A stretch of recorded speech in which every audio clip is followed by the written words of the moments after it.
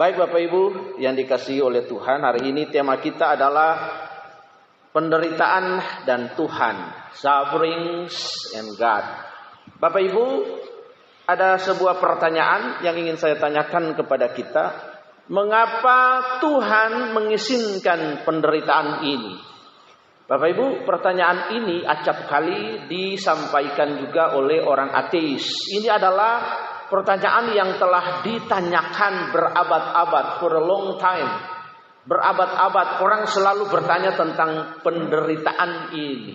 Why? Mengapa Allah mengizinkan setiap kita mengalami penderitaan? Bapak Ibu, tidak terduga dan tidak terbayangkan bahwa ini adalah pertanyaan yang mengganggu pikiran, jiwa, dan bahkan kehidupan banyak orang. Dan bahkan pertanyaan ini bisa saja mereka meragukan tentang eksistensi atau keberadaan Allah.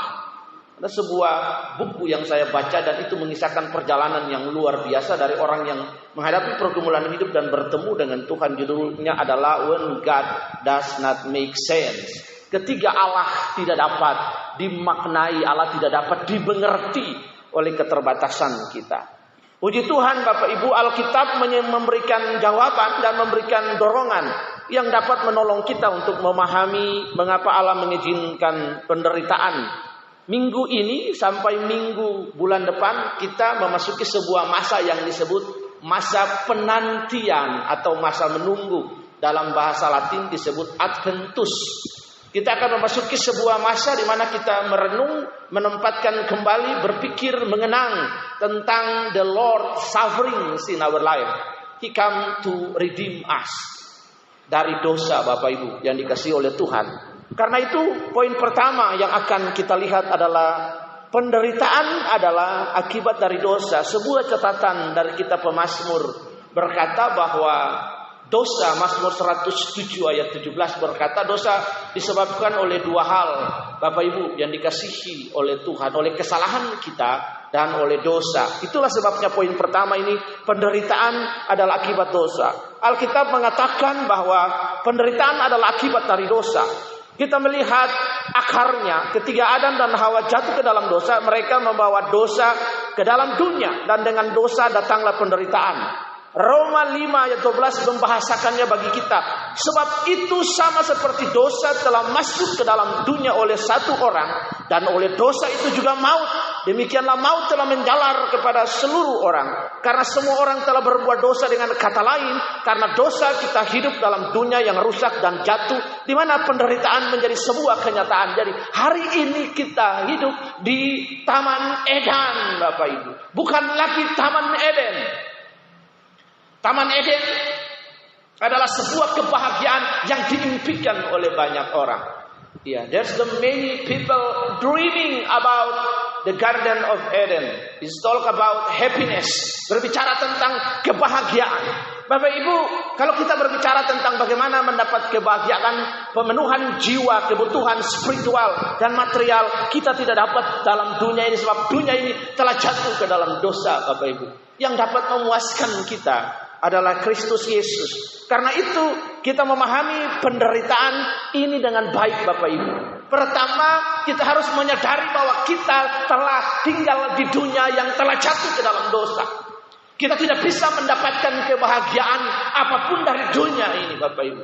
There's so many people, they try to got happiness, tapi berujung kepada kesengsaraan dan hal-hal lain sebagainya. Bapak Ibu yang dirahmati oleh kasih karunia, dunia tidak dapat memberikan dan memenuhkan rasa pikiran jiwa kita Bapak Ibu. Only God, He can fulfill our need. Katakan amin. Hanya Tuhan. Jadi sebenarnya Bapak Ibu, pemenuhan kebutuhan kita hanyalah tools, sarana untuk menolong kita untuk hidup di dunia ini, untuk melaksanakan misi dan kehendak Allah. Jadi semua yang dapat kita kerjakan, banyak orang berjuang untuk semua pencapaian yang hebat, spektakuler. Bapak Ibu, tadi saya baru bicara duduk pagi, dan orang berpikir tentang banyak pencapaian dan hal-hal material yang ingin dicapai dalam kehidupan. Tapi sebenarnya itu sebuah ilusi, Bapak Ibu, fata morgana. Sebab pencapaian yang kita berusaha mengeluarkan keringat, darah, air mata, dan berbagai upaya yang bisa saja mengorbankan relasi kita, mengorbankan kebenaran, dan lain sebagainya. Kita tidak bawa masuk ke dalam kuburan yang sempit 2x3 meter, Bapak Ibu. Sebab itu adalah rumah masa depan setiap kita. Bagi jasad, tetapi bagi roh kita ada di rumah Bapa, yaitu realitas kehidupan yang nanti kita hadir di sana. Bapak Ibu, jadi penderitaan adalah akibat dosa. Harus dibangun dalam konstruksi kita berpikir yang pertama, bahwa Bapak Ibu, distribusi kebahagiaan, kasih, keadilan, dan lain sebagainya kita tidak dapat dari dunia ini. Semua yang bisa kita capai dengan pekerjaan kita, uang, benda material yang dapat kita beli, yang dapat diukur. Karena ada dua jenis pengertian tentang hal itu, Bapak Ibu, tentang materi, yaitu harga. Seberapa kita memberi harga. Ada values dan ada nilai. Ada harga dan ada nilai. Itu dua hal yang berbeda. Harga 100.000, 200.000. Tapi value adalah tentang konten. Bagaimana pengalaman kita dengan Tuhan yang tidak dapat diukur dengan uang. Karena itu Bapak Ibu, ketika kita menempatkan yang pertama bahwa penderitaan itu adalah dosa, maka kita setuju untuk tidak, Bapak Ibu, mendapatkan kebahagiaan dari dunia ini. Katakan amin dulu. Maka kita setuju bahwa dunia ini tidak memberikan apa-apa bagi kita. Dunia ini tidak memberikan apa-apa. Dari awal Tuhan sudah bilang, jika kamu mengikuti aku harus menderita, Bapak Ibu. Ini yang harus ditanamkan. Banyak orang hari ini lupa tentang the sufferings of the Jesus Christ. Mereka ingat hanya perjamuan ketiga. Makan perjamuan akibat dosa lalu sudah disebut selesai. Tidak seperti itu. Jadi kita tanamkan Bapak Ibu bahwa kita sedang hidup di dalam dunia ini. Maka ketika kita tinggal di dunia ini, kita harus akrab dengan sakit penyakit, dengan sufferings, dengan penderitaan, dengan kematian Bapak Ibu. Kapan saja anytime kita bisa lewat. Inna ilahi wa inna ilahi rojiun. Ya, orang bisa tahlilan nanti. Bikin tenda, atur kursi, panggil majelis, datang lalu kita nyanyi. Sabar dalam susah sukarmu, sabar, Tuhan Allah sertamu. Sabar, sabar, sabar, Tuhan beri kuat padamu. Nah, seperti itu. Kapan saja. Karena itu kita harus mengakrabkan diri untuk tidak menaruh hati kita, untuk tidak menaruh perasaan kita yang berlebihan kepada dunia ini. Setuju? Iya. Karena kita nggak bawa kok. Karena itu Bapak Ibu, ketika kita diizinkan untuk hidup, maka satu yang harus kita tanamkan. Saya ada di dunia ini sebagai rencana Tuhan. Saya tinggal di dunia yang sudah berdosa, Bapak Ibu.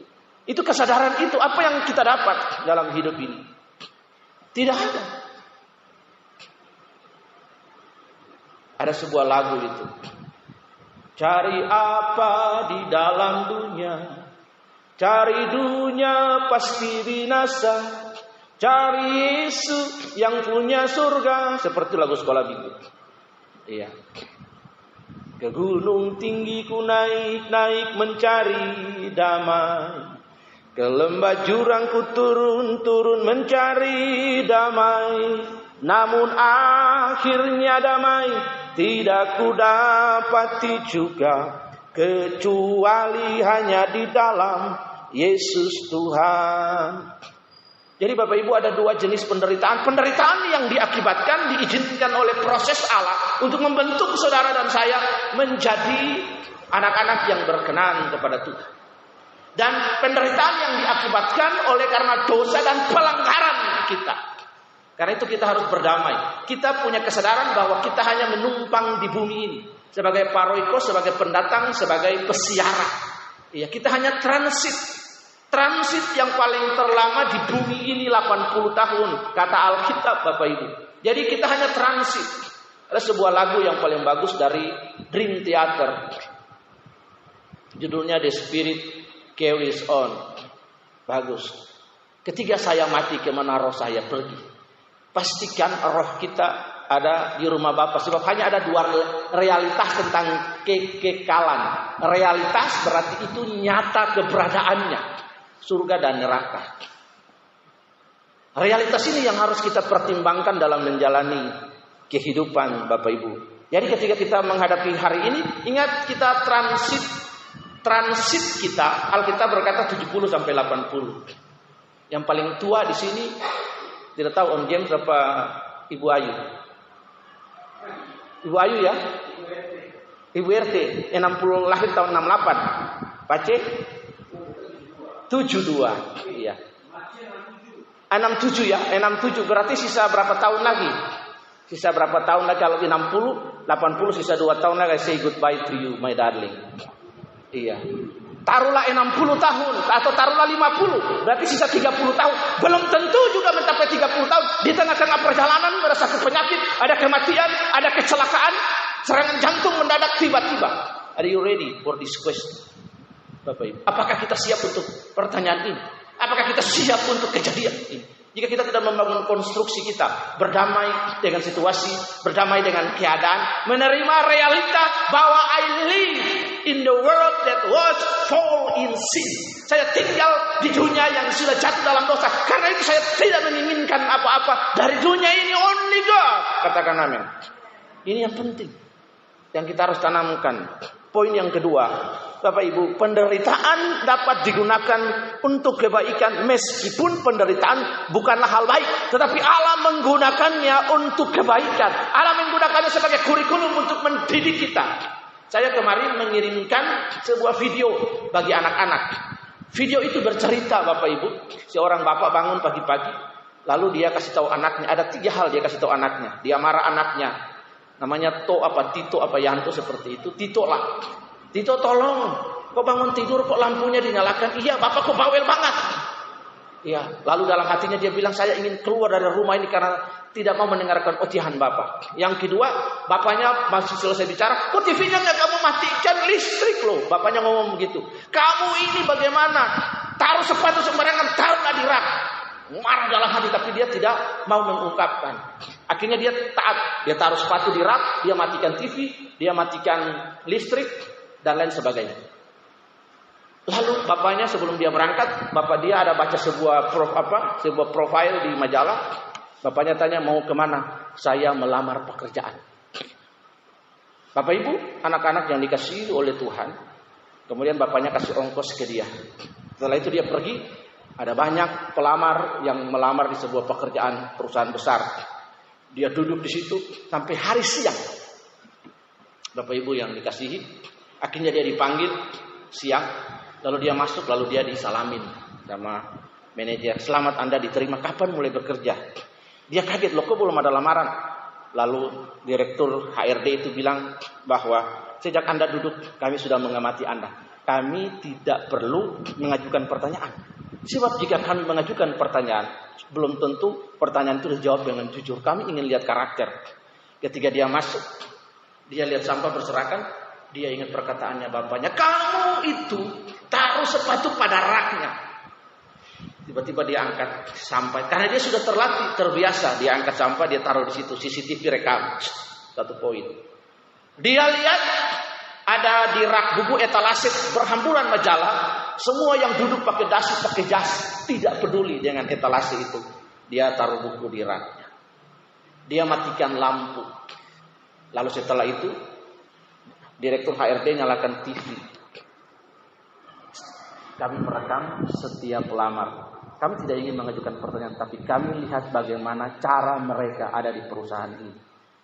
Anda mengangkat sampah, banyak lulusan S2, Boston, Oxford, Harvard. Mereka ada di antara Anda, tapi hanya Anda yang punya attitude.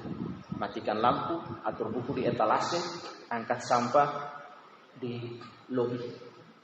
Dan dia diterima. Bapak Ibu lihat.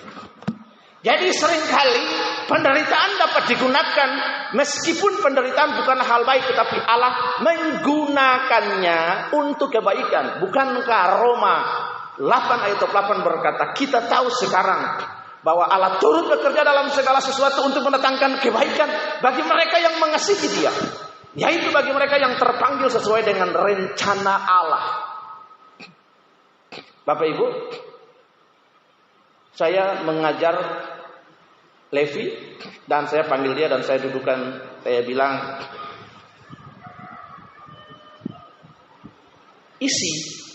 Kalau kamu sudah lamar diisi, itu bukanlah tempat yang suatu saat ideal kalaupun kamu tidak lulus. Harus itu ditanamkan. Sebab Tuhan punya rencana yang baik mungkin di mana. Tetapi jika kamu lulus, itu rencana Tuhan. Konstruksi ini harus kamu bangun baik-baik. Ada di sini. Apa yang saya omong itu, saya sudah lihat biayanya mahal. Lalu kemarin saya ketemu dengan sepupunya istri, ternyata di sini biaya per tahun 4 juta. Jadi anak-anak yang mau kuliah bisa di sini satu semester 4 juta, itu pun dapat beasiswa karena kampusnya milik orang Kristen. Anak-anak yang mau kuliah di sini. Dia kuliah sambil dia bekerja di kota ini pasti. Jadi saya kasih tahu ke dia. Pertama, lihat Tuhan, cara Tuhan membentuk kamu.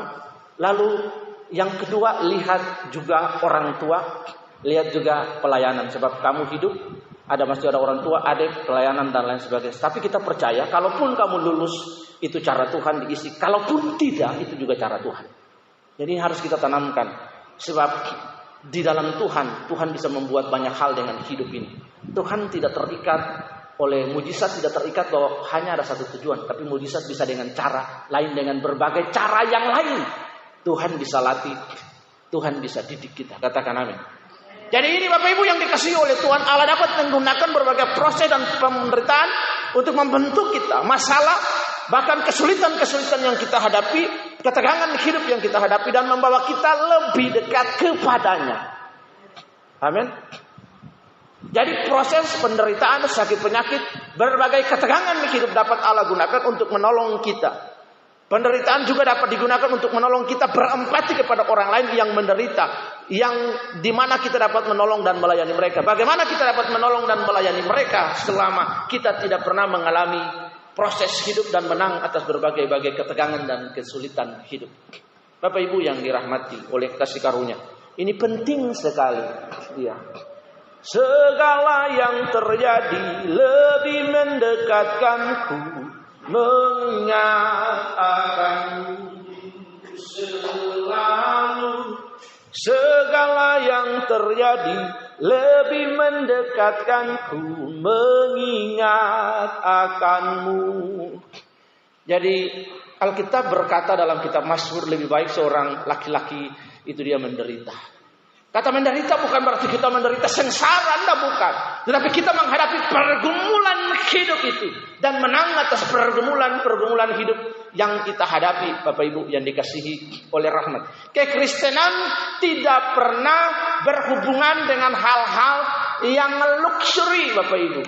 Tapi kekristenan berhubungan dengan tantangan, dengan pergumulan, dengan suffering, dengan bayar harga, dengan humble, dengan obey to God. Poin yang kedua, penderitaan dapat digunakan untuk kebaikan meskipun, Bapak Ibu, bukanlah hal yang baik. Orang yang di depan saya baju putih ini punya penderitaan. Buat saya pernah sampaikan kepada beliau, saya akan berjuang kalau mau tanahnya balik. Sebab dia punya hak yang sah secara legalitas, tapi dia berjuang untuk melepaskan hak atas tanah. Tanahnya luas, yang ada duren kane. Iya. Tanah duren kane. Duren yang Om James nggak pernah makan, hanya lewat lihat di WA tidak dibalas. Kasihan sekali.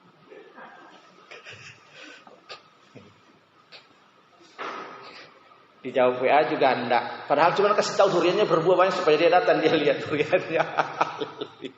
Bapak Ibu yang dikasihi Tuhan.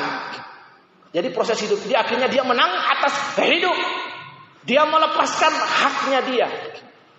Nah, itu. Tidak marah dengan keadaan, tidak kepahitan dengan orang. Apalagi tidak dilibatkan dalam pelayanan sampai 2, 3, 4, 5 tahun. Itu kalau orang yang tidak sabar, saya tidak mau di sini ya, saya angkat kaki ya, pace. Seperti itu. Puji Tuhan. Proses itu dapat dipakai Allah untuk menolong kita, Bapak Ibu. Proses itu dari situlah kita kuat, dari situlah kita sadar akan keberadaan Allah. Poin yang ketiga, Bapak Ibu. Mari kita melihat dari Mazmur 34 ayat 18. Tuhan itu dekat kepada orang-orang yang patah hati dan menyelamatkan orang-orang yang remuk jiwa. Tuhan tidak jauh atau menyendiri ketika kita menderita. Sebaliknya Dia ada bersama-sama kita, memeluk kita, menghibur kita, dan memberi kita kekuatan. Rekomendasi dunia adalah ketika kamu sakit hati, ketika kamu marah, ketika kamu dendam, kamu punya hak untuk membalas. Itu rekomendasi dunia. You must revenge. Itu direkomendasi. Perhatikan, sebab kata musuh itu dari kata inimikus. Dari kata inimikus ini turunlah kata enemy. Orang yang melukai kita, dia tidak pantas untuk hidup. Dia harus di-destroy. Must destroy. Karena itu kekristenan tidak pernah mengenal musuh. Tapi kekristenan musuh kita bukan darah dan daging. Kata Efesus pasal 6 ayat yang ke-11. Perjuangan kita bukan darah dan daging. Tetapi rekomendasi Alkitab merefer dan mention ketiga orang dalam pergumulan, di situ Tuhan ada. Bapak Ibu, amin. Iya, bukan seperti rekomendasi lagunya Raja, rekomendasi orang untuk melakukan hal yang destruktif ketika ada dalam kesulitan. Bukannya aku tak takut mati, hanya karena patah hati. Ya, seperti itu kan. Jadi rekomendasi orang untuk matimu, katanya gitu. Matimu. Orang Bali bilang, mati aja, enggak apa-apa, potong jari, minum baygon. Ya, akhiri hidupmu. Amin. Kalau ada setan, kasih tahu perkataan dan pikiran itu, kasih tahu dia. Saya sudah ditebus. Even saya menghadapi struggle dan problem. Tapi saya kasih tahu kamu setan, sibolis, diabolos. Masa depanmu di neraka. Masa depan saya di surga. Amin. Jadi Tuhan sangat dekat, bahkan mengakrabkan dirinya dengan orang-orang yang mengalami penderitaan, Bapak Ibu yang dikasihi dan dirahmati oleh Tuhan. Ku coba bertahan, mendampingi istri orang.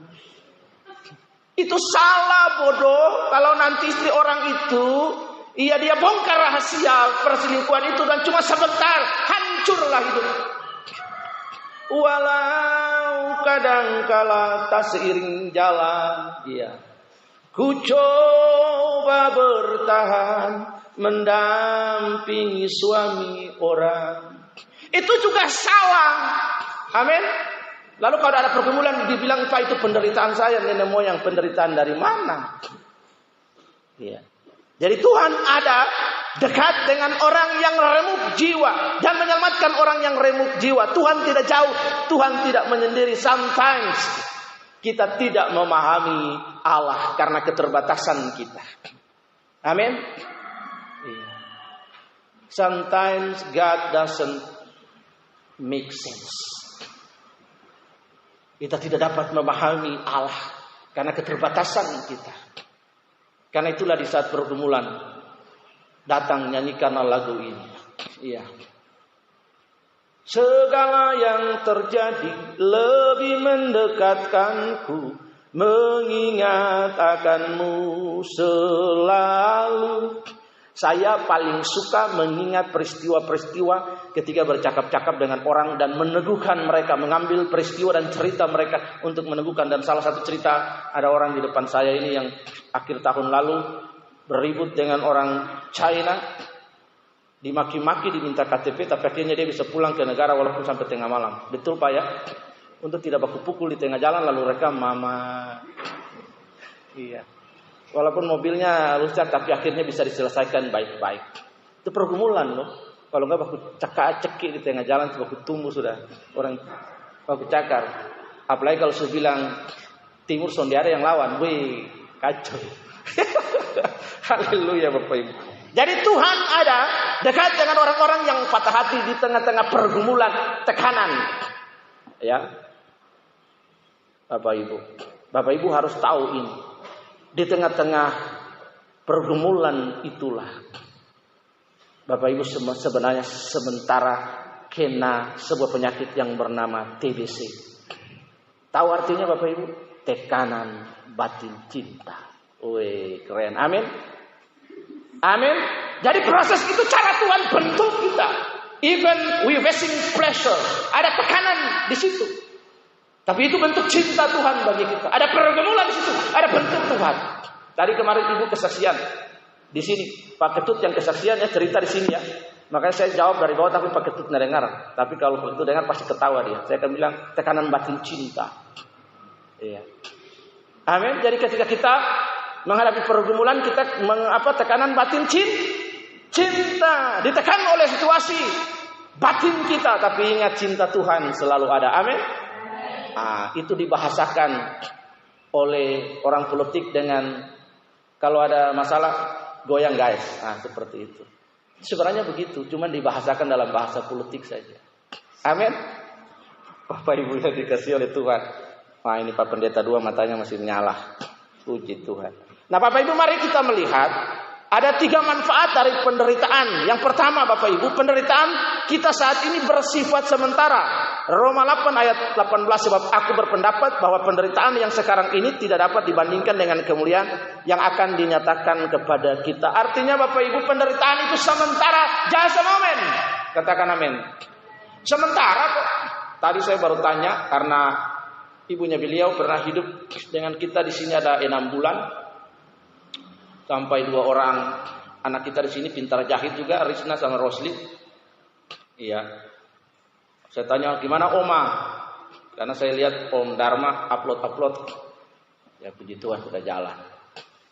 Bapak Ibu yang dikasihi oleh Tuhan, penderitaan sakit itu hanya sementara, for a while, for a moment.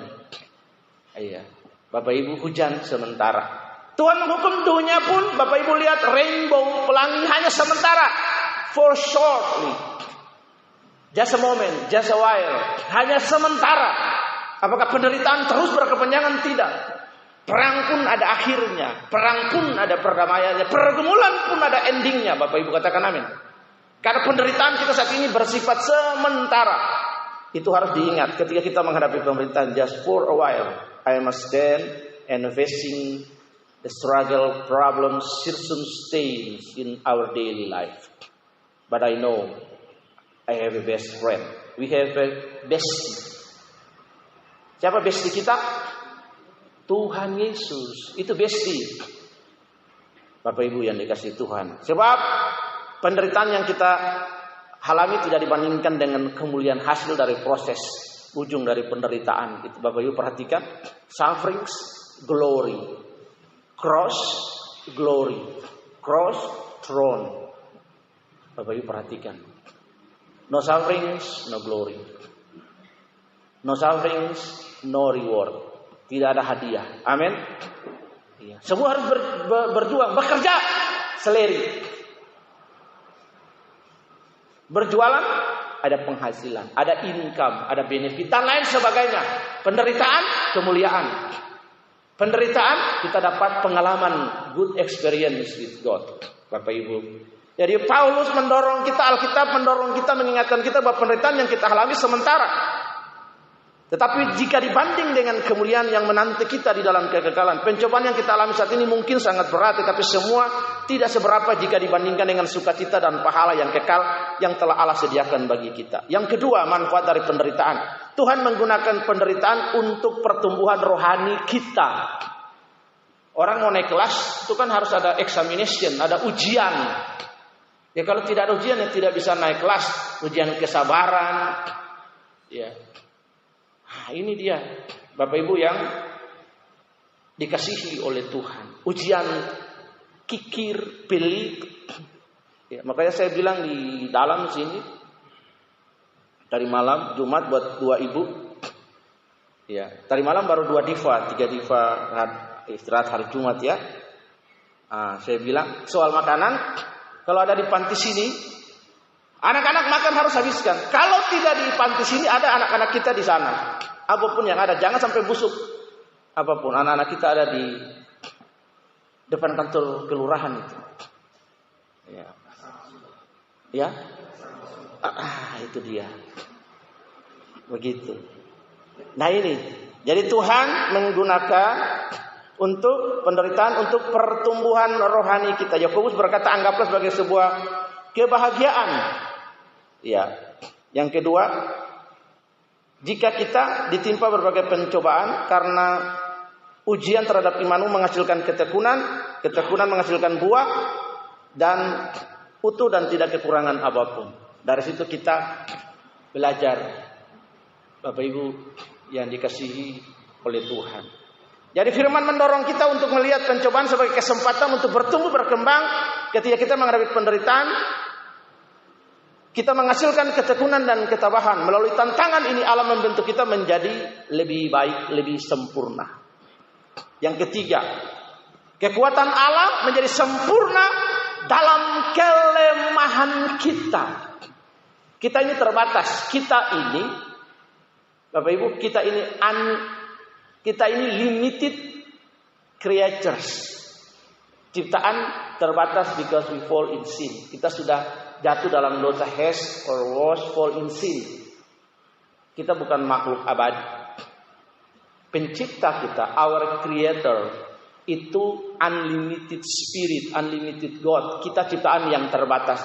Pertanyaannya terbatas di mana? Umur, sakit penyakit, keterbatasan tenaga, dan lain sebagainya. Karena dosa. Jadi kekuatan Allah yang menjadikan kita sempurna dalam kelemahan kita. 2 Korintus 12 ayat 9. Tetapi jika ia berkata kepadaku, cukuplah kasih karuniaku bagimu. Kasih karunia itu apa? Karismata. Kemampuan, kesanggupan Allah yang memampukan seseorang yang sebelumnya tidak dapat, tidak mampu, tidak bisa untuk melakukan sesuatu bagi pekerjaan-pekerjaan Allah. Bukankah kita semua adalah pekerja Tuhan di ladangnya? Cuman ladang kita berbeda. Ada yang sebagai marketplace, pelajar, bisnis small kecil, usaha menengah kecil, dan lain sebagainya. Bapak Ibu yang dikasihi Tuhan. Jadi inilah yang Tuhan mau, bahwa kuasanya menjadi sempurna. Sebab itu aku semakin bermegah dalam kelemahanku, supaya kuasa Kristus menjadi semakin nyata di dalam aku. Jadi 3 manfaat penderitaan ini membangun konstruksi berpikir kita. Bapak Ibu yang dikasihi oleh Tuhan, saya summarize 1 menit secara singkat bagi kita supaya kita ingat. Yang pertama, penderitaan terjadi akibat dosa dan kesalahan. Mazmur 107 ayat 17. Orang berdosa karena kesalahannya dan karena pelanggarannya. Yang kedua, Bapak Ibu, kita tinggal di dunia yang sudah jatuh dalam dosa. Karena itu kita tidak boleh mengharapkan apa-apa. Kita boleh bekerja, menghasilkan uang, benda, materi, dan lain sebagainya. Tapi itu bukan menjadi main things, goal dari hidup kita. Yang sudah berumah tangga, hidupilah keluarga, anak-anak, didik mereka, belajar mereka, berikan kesempatan kepada mereka untuk bertumbuh dalam kasih karunia. Yang kedua, Bapak Ibu, penderitaan dapat digunakan untuk kebaikan. Meskipun kadang kita mengalami sakit, penderitaan, kecelakaan, kematian, dan lain sebagainya. Seringkali kita bertanya why. Jawabannya adalah sometimes, bahkan seringkali manusia tidak memahami Allah. Ya, when God does not make sense. Ketika Allah tidak dapat dipahami oleh akal kita, maka disitulah kita bersyukur dan berkata, Tuhan terima kasih. Izinkan saya belajar dari peristiwa ini. Apa pelajaran yang Tuhan mau ajarkan bagi saya? Sebab Roma 8:28 berkata, Allah turut bekerja dalam segala hal tentang kebaikan bagi kita. Yang ketiga, Allah menyertai kita dalam penderitaan dan menghibur kita. Allah ada dengan kita. Mazmur 34 ayat 18 bahwa Allah ada dengan orang-orang yang patah hati dan menyelamatkan jiwa. Jadi ketika kita ada dalam berbagai kesulitan, you must know God keep staying in your side, di samping kamu. Ada perumpamaan tentang footprints. Orang itu ketika dia berjalan dengan pasir, dia dapat melihat 2 pasang kaki. Tapi ketika sampai di karang-karang, hanya ada 1 pasang kaki dan karang itu penuh dengan darah. Dan kemudian dia berkata, itu kaki siapa Tuhan? Ya, kok hanya ada 1 pasang kaki? Dan Tuhan berkata, itu kaki aku sementara menggendong kamu. Yang berikut 3 kesimpulan manfaat dari penderitaan. Yang pertama, penderitaan kita saat ini bersifat sementara, just for a while. Karena itu stand with faith, Bapak Ibu, facing your struggle, your circumstance with God, sebab pasti ada jalan keluar.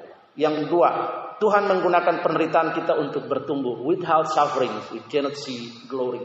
Tanpa penderitaan, kita tidak bisa melihat kemuliaan. No cross, no glory. No sufferings. Iya, no throne. Bapak Ibu harus ingat di situ dengan baik. Yang berikut, Bapak Ibu, penderitaan poin yang ketiga penderitaan, kekuatan Allah menjadikan kita sempurna dalam kelemahan kita. Semua kita terbatas, tapi kita punya Allah yang tidak terbatas. Selamat mengalami dan menjumpai penderitaan dalam hidup kita, dapatkan 3 manfaat, dapatkan 3 pengertian yang baik.